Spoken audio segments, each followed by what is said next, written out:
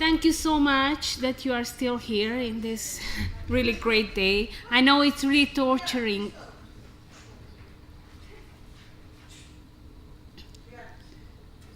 What? So I know it's really torturing to sitting here and lecturing 1.5 hours. I won't do that. I think I'm gonna be shorter. And no, because I like the interactive style or teaching method. I'm not really favor of lecturing, but anyway, I try to talk about mainly the intersectionality. Why does it as a useful concept in the Romani studies? And I think the first part of my lecture, it was taken by Ethel and Sarah, so I'm not going to repeat that one. I just try to refer to that who defined the scientific canon and whose science and who will benefit from it. So my talking points actually within these 2 days, today and tomorrow, in the first part I would like to talk about the theoretical framework, relevance of gender studies, mainly intersectional theories, and I'm using the conceptualization, what we were using in the Queen research project at the CEU. And tomorrow, I would like to talk about and focusing more on empirical work and analyzing the UNDP databases from 2004 and 2011, which will be published very soon, mainly the interplay between gender and ethnicity. How does it manifest in the educational sector, since our conference and summer university is about focusing on education.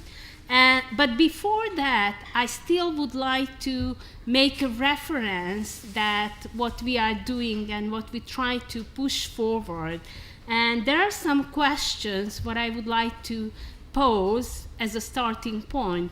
So what can the critical theoretical framework, post-colonial, subaltern, and gender studies offer to the study of contemporary Romani oppression?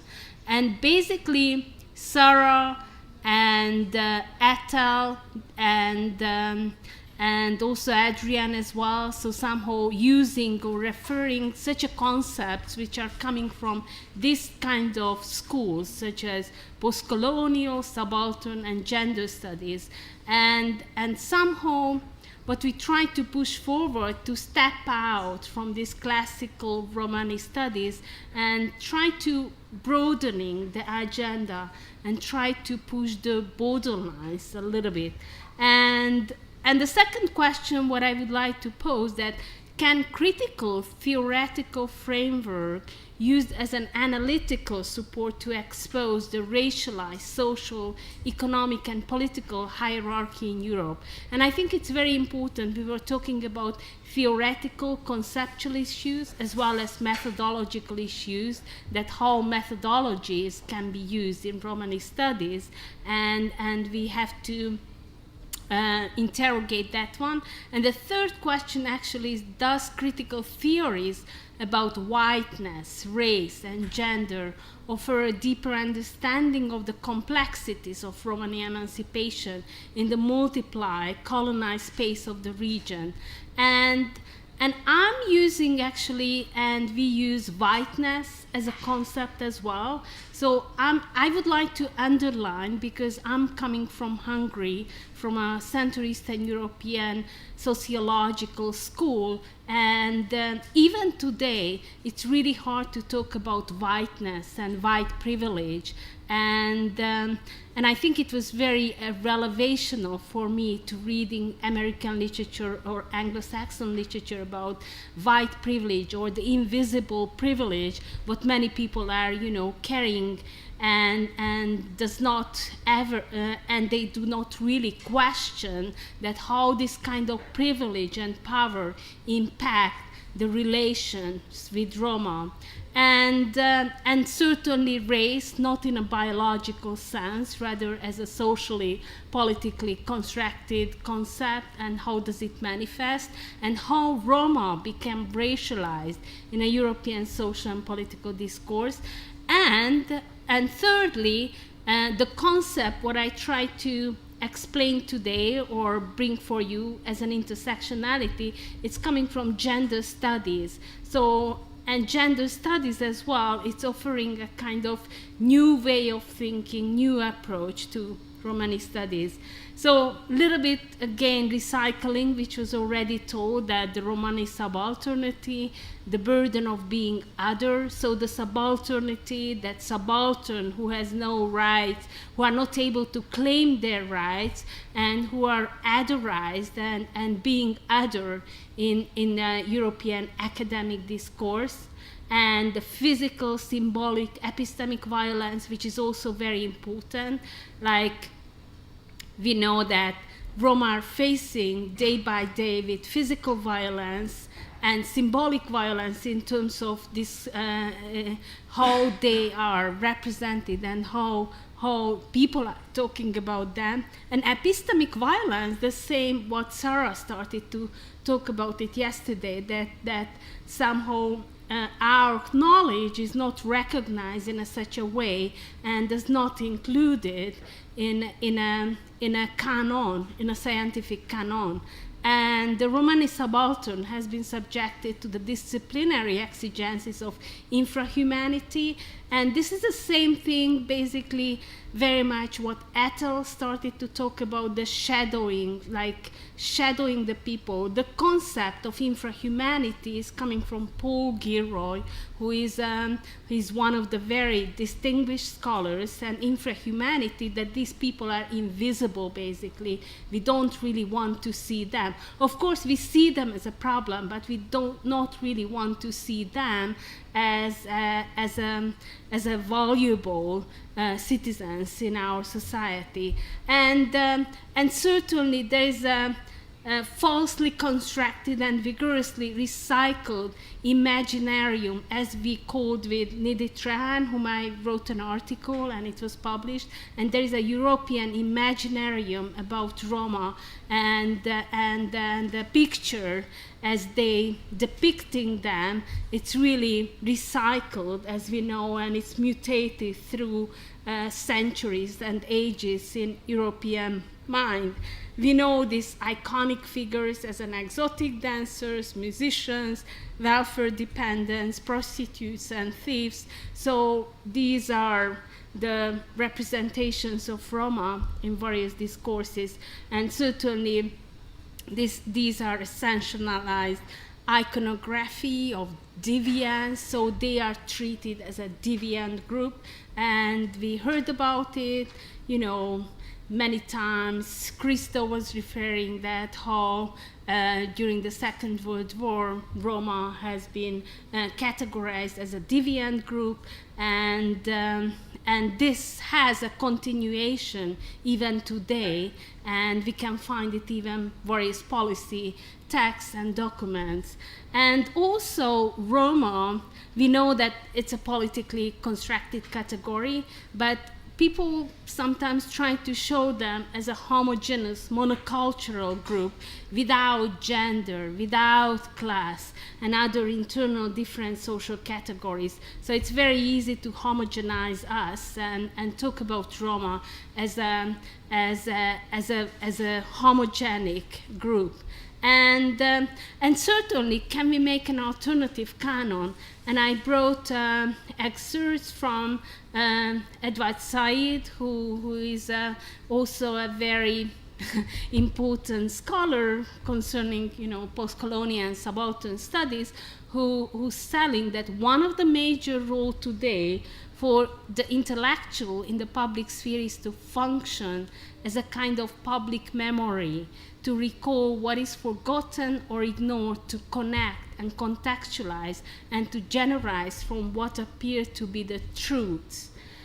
Let's say in the newspaper or on the television, the soundbite, the isolated story, and connect them to the larger processes which might have produced the situation that we are talking about it.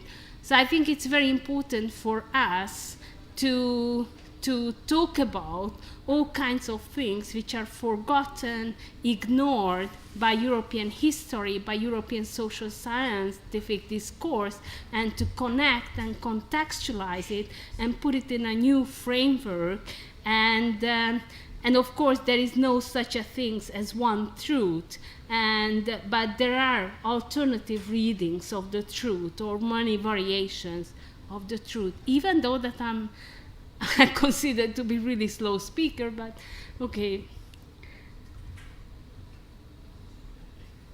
Is it okay?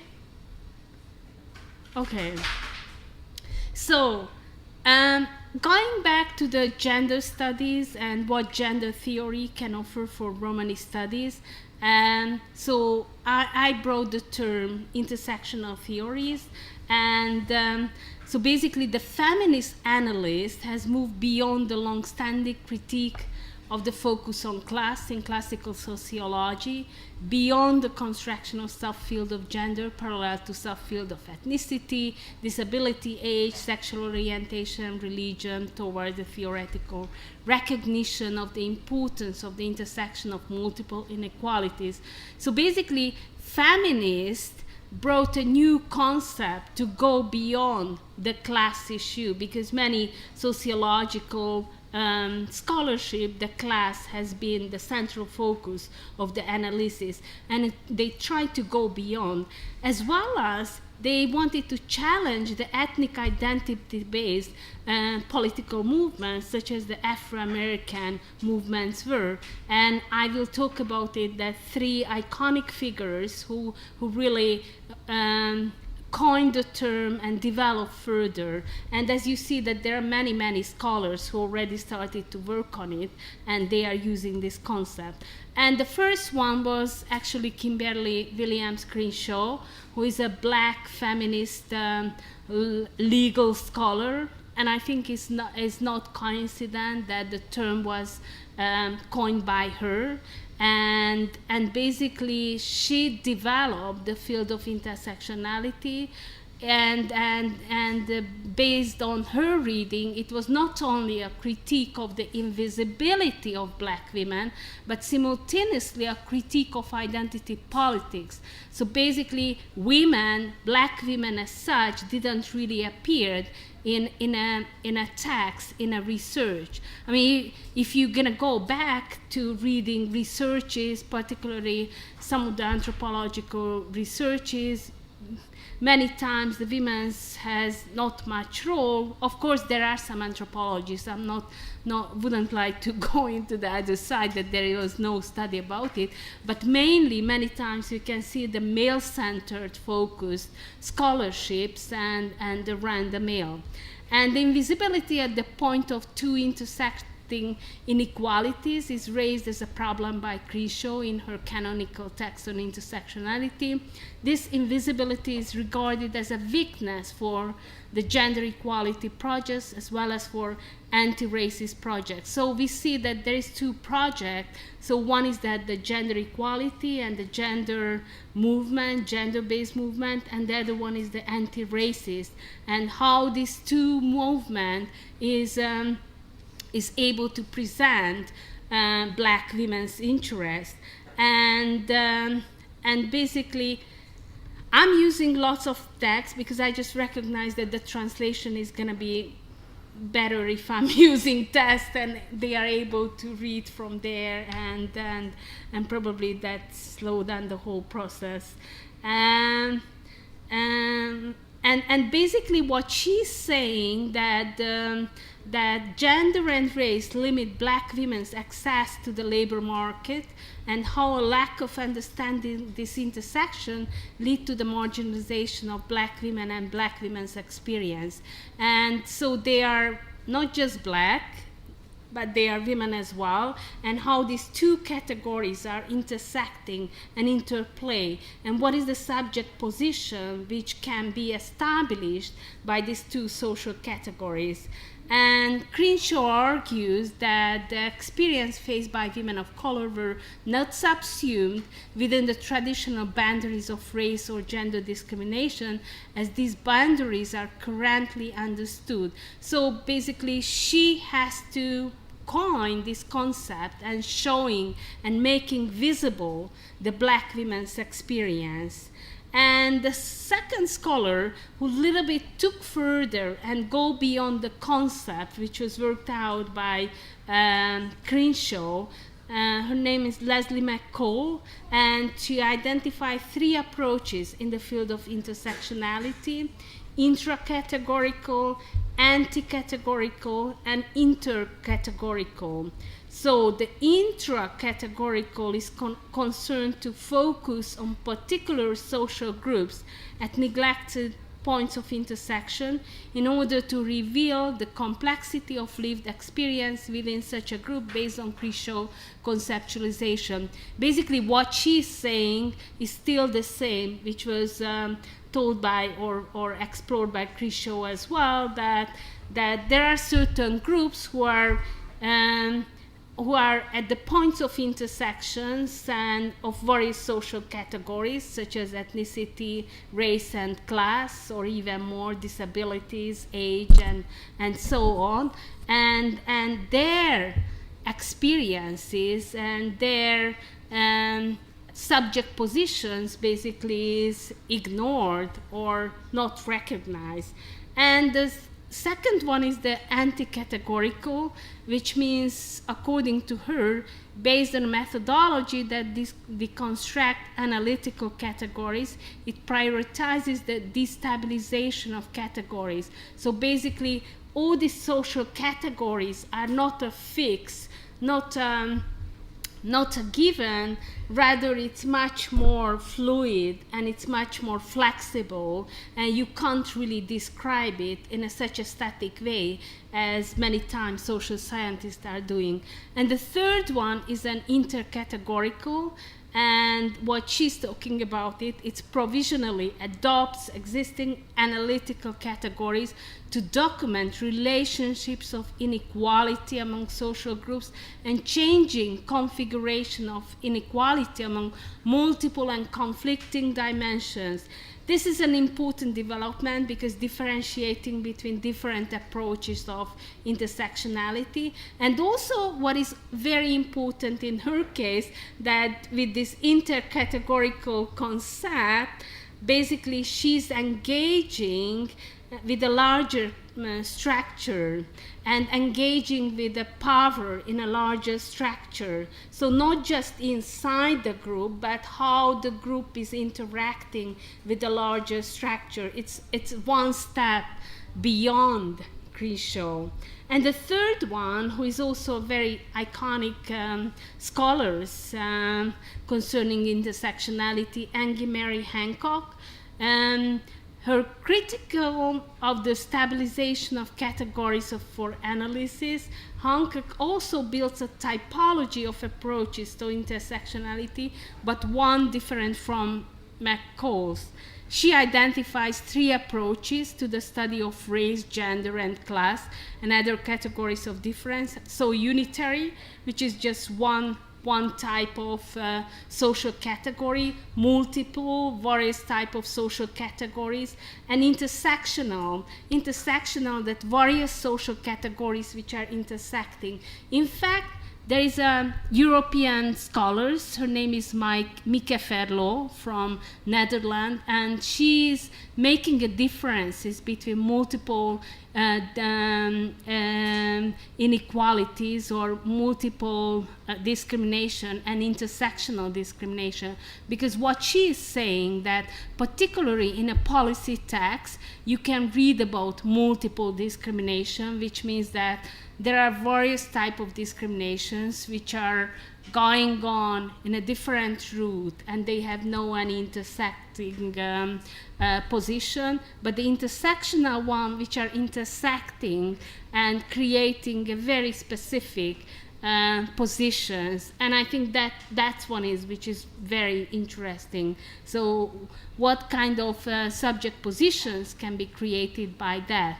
And also Hancock places considerable emphasis on the issues of fluidity. So everything is very fluid, very flexible, and suggesting that only in the last category is there any analytical presumption of fluidity of the categories. She presumes that a category is either dominant, which is a unitary, or equal to other categories, which is multiple or intersectional. This omits any notion of asymmetry.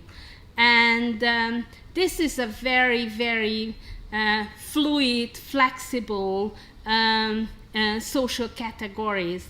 And Crishaw, McCall, and Hancock have introduced some important themes in the field of debate concerning the relationship between strands or social categories that are neither fully separable nor reducible to each other, and categories that are neither fully stable nor infinitely fluid. So I think after reading this, all of us think that, okay, great, but how can we write about it? And I think it's a really challenging that how can we write about this very complex and multiple and very differentiated dynamics between various social categories. And I think it's really hard to do it, but still I think we are much closer to the reality than simplifying or to making a very reductionist way. And concerning fluidity, Hancock is critical of approaches to the relations between multiple inequalities that stabilize these categories. Indeed, only analyses that treat categories as fluid are considered by her to be intersectional. So basically, she thinks that only those categories can be intersectional, which are very fluid, very moving, something which is very very flexible and not a stable and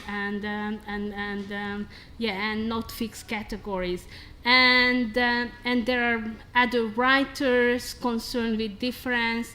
This concern for fluidity extends to a rejection of all categories and promotion of fluidities. I just read very recently, actually, Braidotti, her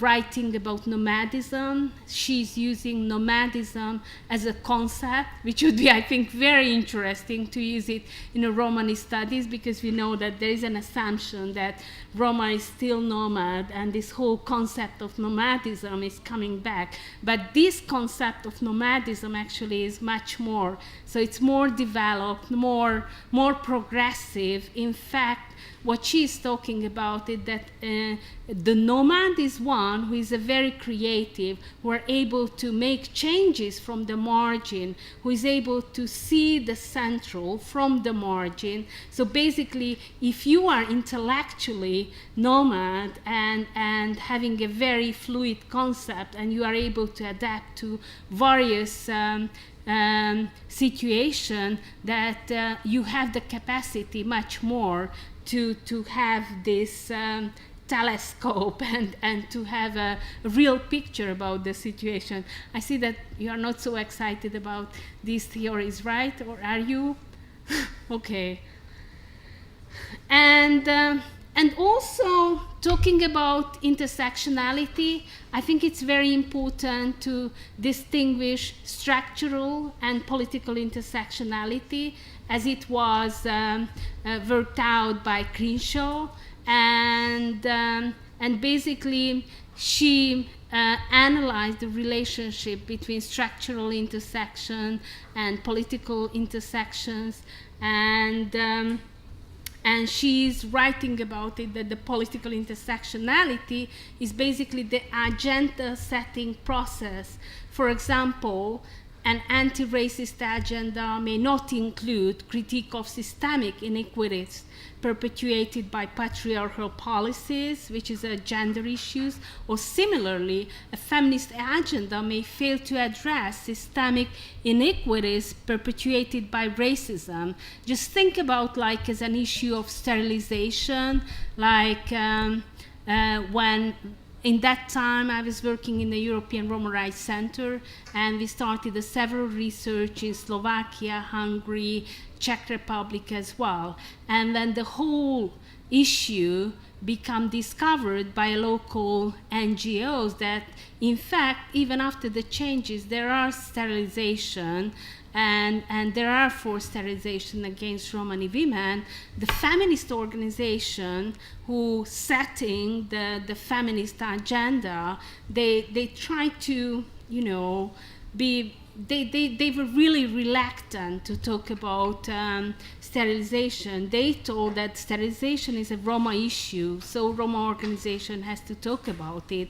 And structural intersectionality addresses the practices, policies, and strategies of a given structure or institution and the consequences of those institutionalized components on individual experience. So basically, the main point between political intersectionality and structural intersectionality, that political intersectionality is the way as we are constructing issues, as the way as we are making our agenda setting. The academia, it's a political agenda setting as well. It's a politics as well in a broad term. The way how you are presenting, the way, what kind of framework are you using?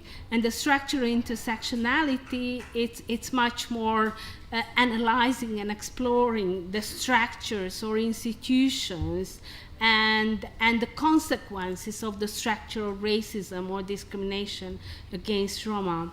And I think probably I was the first one in Romani studies who started to deal with intersectionality. And 2009 there was a very tiny policy paper, or actually it was published by the Center Lyon-Université. There's a Center for Policy Studies, and the title was that Missing Intersectionality. And what I did, I tried to analyze it at the structural level, also at the discursive level in that time, but later on in my dissertation I also tried to explore it at the individual level, in a biographical level. And at the structural level, that I took all the researches which has been done in the last couple of years and tried to see that did they really explored intersectional discrimination? Did they really analyze the situation of Romani women? And at the discursive level, I took all kinds of international documents, particularly from the European Union, from the OSCE, Organization for Security and Cooperation in Europe, as well as from the Council of Europe, and how Romani women as a subject or object has been represented by these international organizations, and what kind of approach did they have.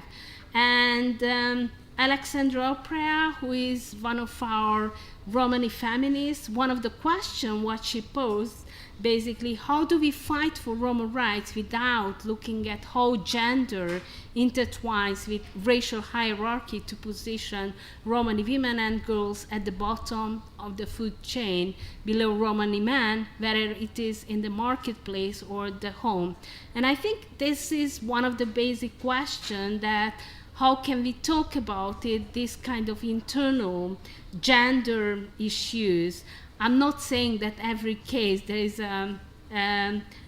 patriarchy, because there are some communities where women are, yes, in a quite powerful position, but most of the time that there is a patriarchal system, as we know that Romani society as well, just mirroring our great societies, which is clearly patriarchal and structured the patriarchal power.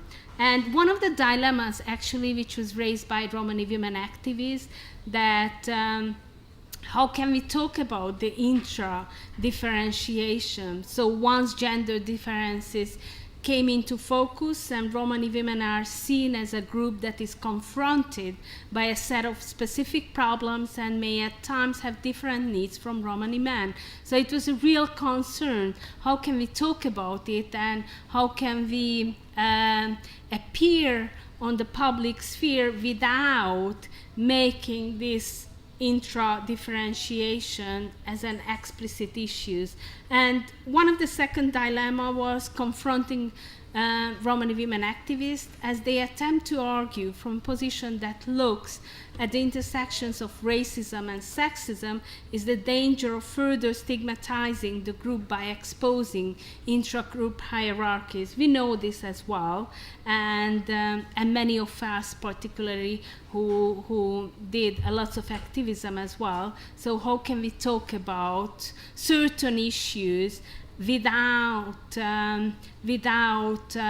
condemning the Romani culture, which is seen by Romani culture? And I think one of the excellent paper which was written by Romani women, Nicoletta Bitu, who is not here unfortunately, and Maria Crina, on forced sterilization in Romania, not actually the forced marriage in Romania, because probably some of you remember that before the EU accession, the forced marriage, it was very much hijacked by some of the European member of the European Parliament, and they started to talk about it as a Roma, as a backwarded, as a primitive group in Europe, and we really have to punish for them. And the thing, what they did in the Romani Chris, in that time both of them were working in the Romani Chris, they started to contextualize that how this whole forced marriages has been developed through ages, and what are the historical. One other feminist appeared on the scene, Anissa Aminova, on Skype. So how these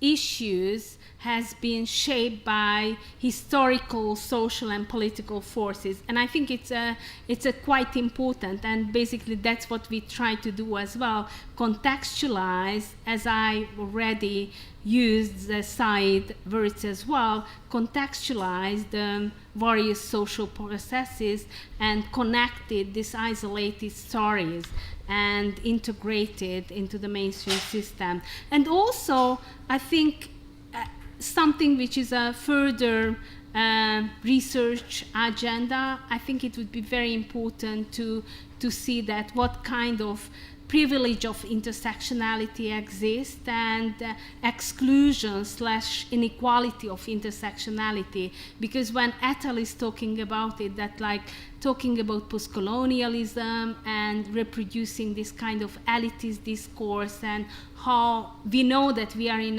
a privileged position right now, talking about this dry theory and sitting here and to knowing what's going on the field.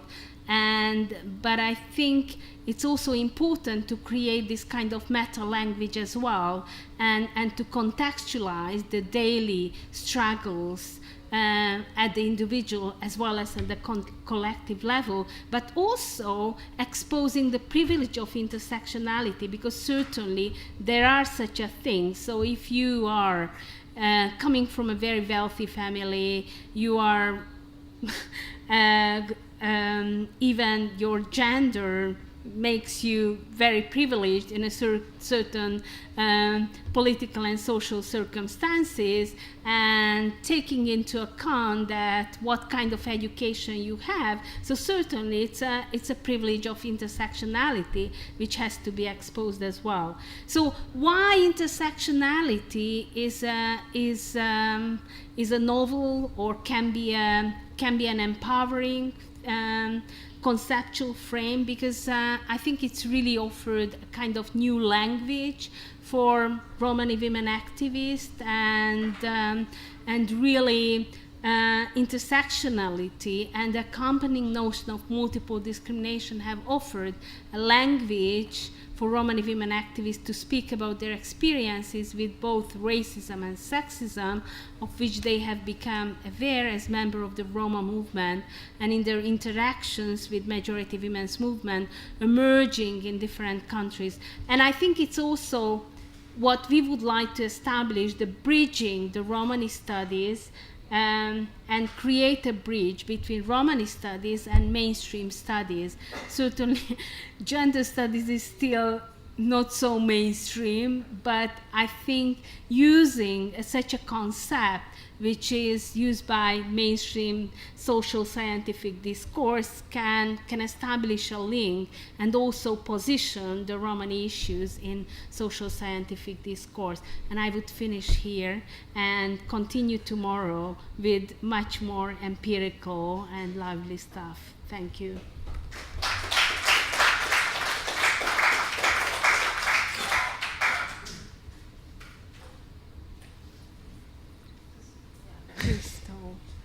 Okay, I will begin.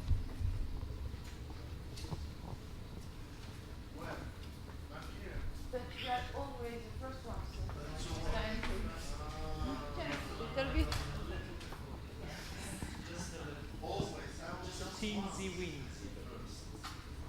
Angela, firstly I wanted to thank you. That was great. It was really interesting, and there's lots of inspiring and fiery ideas in there. So thank you for that. And I think it's really important to bring in another aspect of intersectionality. I was trying to bring in the issue around understanding education and discrimination. One thing I did want to say is I'm not sure whether I want to disagree with you or whether I want to disagree with Briodotti. I think I probably want to disagree with Briodotti if I'm being polite. But the notion that I assume it's she brings, that you quoted about the nomad, I think, it relies a lot on Gilles Deleuze in terms of the notion of the nomad, and B, I think it falls short, if I understood you, in the sense that the notion of the nomad as the disruptive, creative, in the force that comes into the urban space and the idea of nomadic space being created in a stratified urban space, and how that then pushes structures, non-nomadic sedentary structures, to respond creatively and to reinvent themselves. And of course Deleuze is in fact looking back to Ibn Khaldun and the Muqaddimah and the whole Islamic notion of the cycle of empire. That seems to me to be a much more useful and constructive analysis when we're looking at Romani economics and the impact of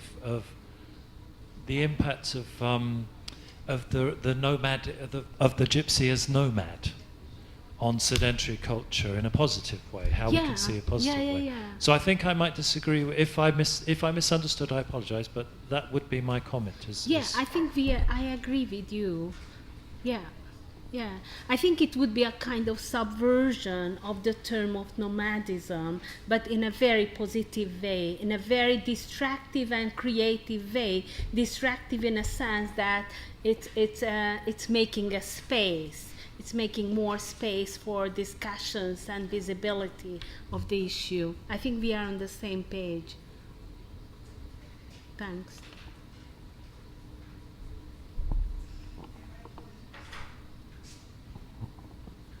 I have a silly question. What is your message to us with your presentation? Okay, the other one? No. Well, my message is, first of all, I think the language what we are using in the Romani studies, or I don't know that we partly, yes, I'm part of it as well. I have kind of hesitancy to be included in that group. It's exhausted. So it's completely recycling the same kind of concepts and without questioning, without problematizing. And what I try to bring here, and basically my message would be to use such an analytical framework. I'm not saying that we have to take over uncritically and imply it in the Romani studies, but I'm saying that using such a concept which really try to make some spaces as well as connect us to a mainstream social scientific discourse, and that would be my message. And also certainly gender studies to okay, am I and also bringing gender issues, gender studies into the Romani studies, to showing the gender hierarchy, how patriarchal systems is working and has been reproduced by Romani groups itself as well.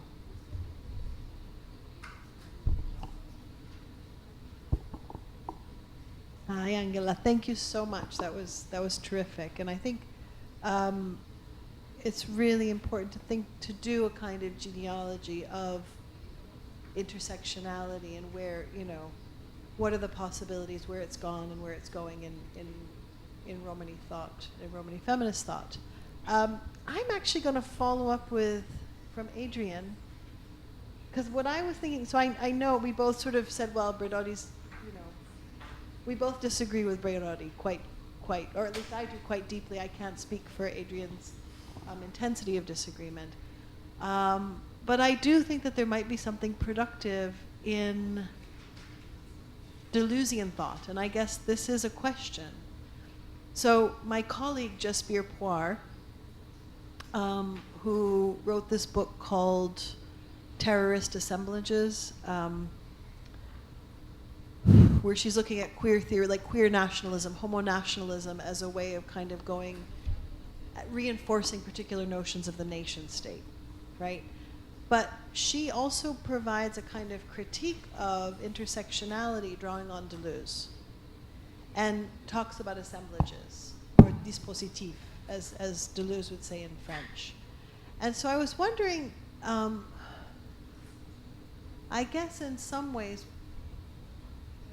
I have a question about the intersectionality versus dispositif or assemblage formation. I'm wondering if you could maybe talk about that, following on Adrian, maybe talking about space, right, and Romani women's subject formation within particular spaces. So when you talked about the family, right, that's a particular space where Romani women or kind of Romani gender formations may take on particular aspects. But can we think about a kind of productive political space that engages intersectionality as activism, or as we were speaking before about kind of non-elite politics coming together with elite politics?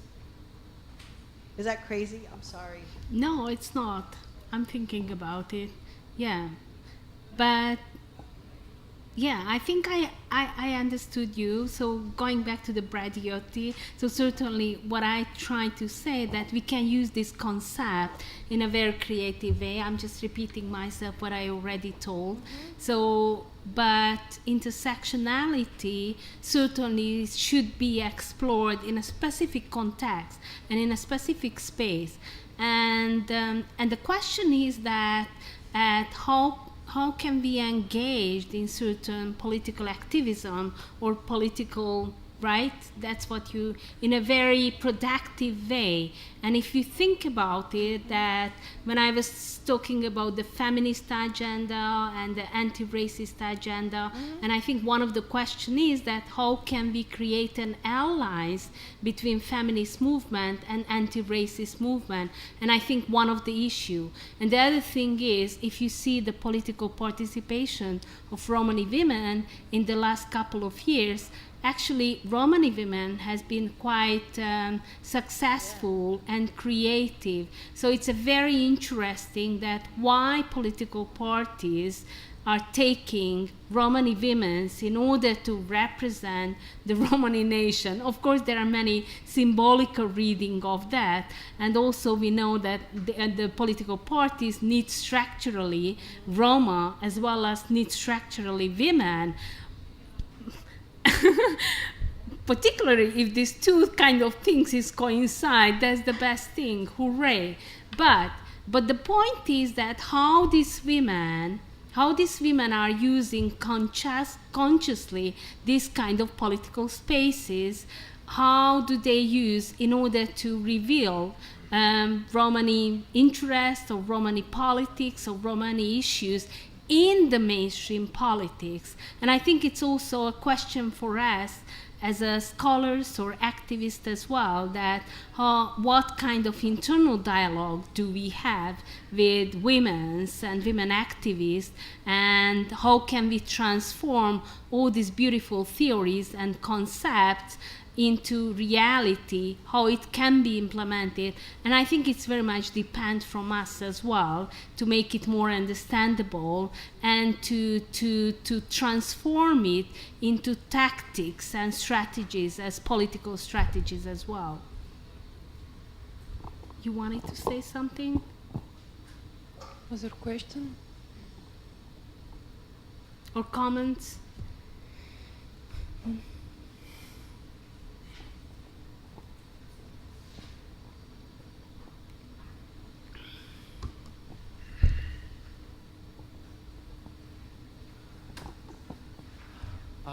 Thank you. I really liked everything that you had to say. My question is, as someone who basically, I agree with your point of view. I agree with the idea of building bridges through intersectionality. I think it makes a lot of sense. I think another possible bridge could be the LGBT bridge. And Absolutely. I'm wondering, how do you see that in terms of, I don't know, who's examined this? Has there been work done on this? Is this something, how can this work within the community? Yeah. And also, given the different context of the different communities and the different religions that exists and how these religions act or their force within gender roles and the acceptance of what sexual may be, orientation. Yes, No, I think, under intersectionality, what I mean, not just gender, race and class, but also sexual orientation. And I think it's really a next step further to work on it. Unfortunately, I didn't really study that issue, but maybe we had some people who already has been engaged in that. And I think it's very important that you raise this, particularly like speaking politically, the LGBTQ movement. It's become really strong in Europe, and they become politically very visible and very strong. So even tactically, I think it would be very important for Roma activists and people who belong to the Roma movement, if you want to call it movement, in a quotation mark, to create an alliance with them. But before that, I think it would be very important to problematize their own, homophobic issues as well. What we have, so we cannot deny that, and I think that's a lot of work as well to face with that. Wait a minute.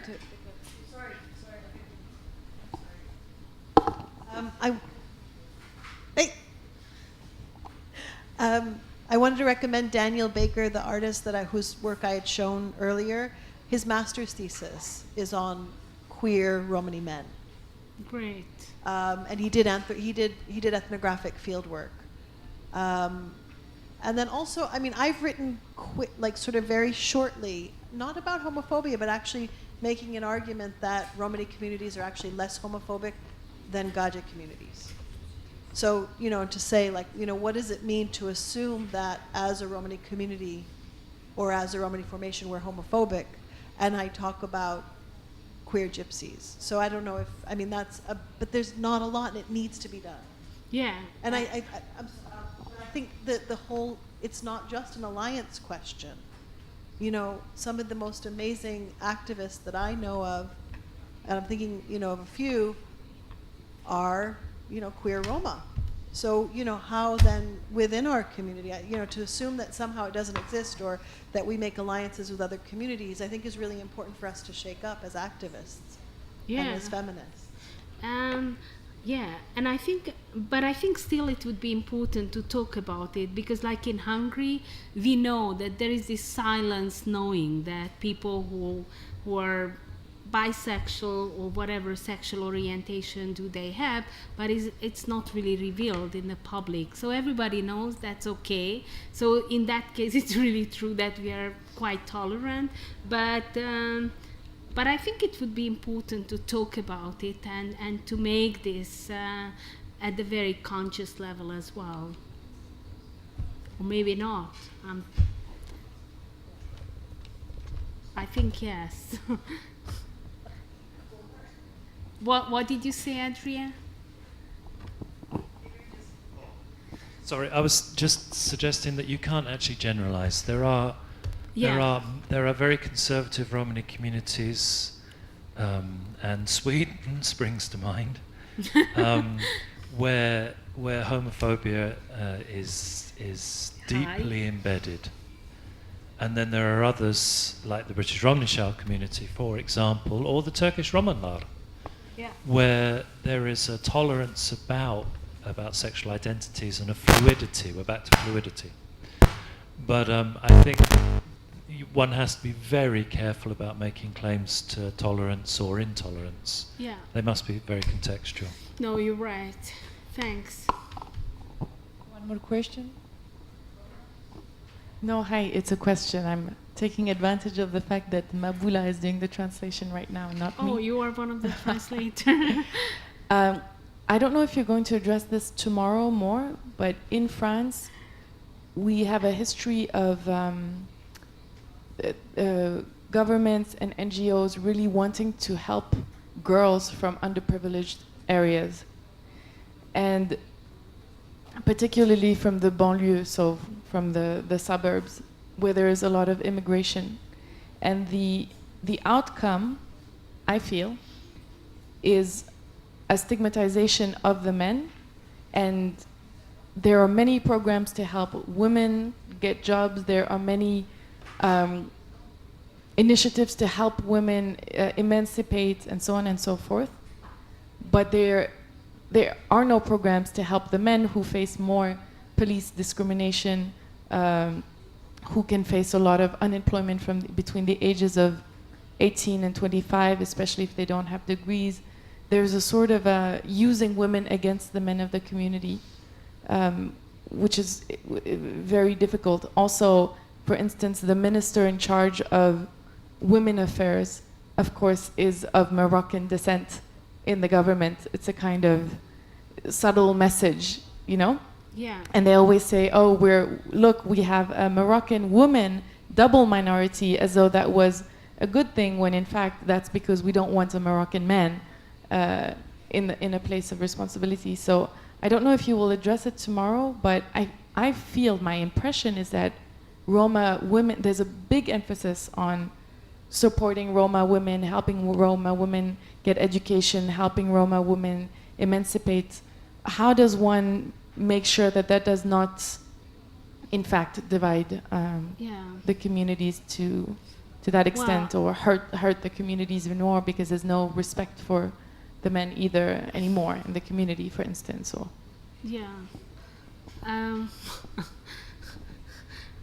I think I can understand very much your point, and certainly, I mean, there are certain communities where Romani men, even in a harder position than Romani women, like dropping out from school and they have no job for ages. At least women's got some cleaning position in the big multinational organizations, or at least they have some money because the child benefit is coming through women. So the males are absolutely detached from the economic opportunity system or the economic system, and that has to be problematized. And I think that's why we are talking about gender issues and gender studies, which certainly cover not just Romani women but male Romani men as well.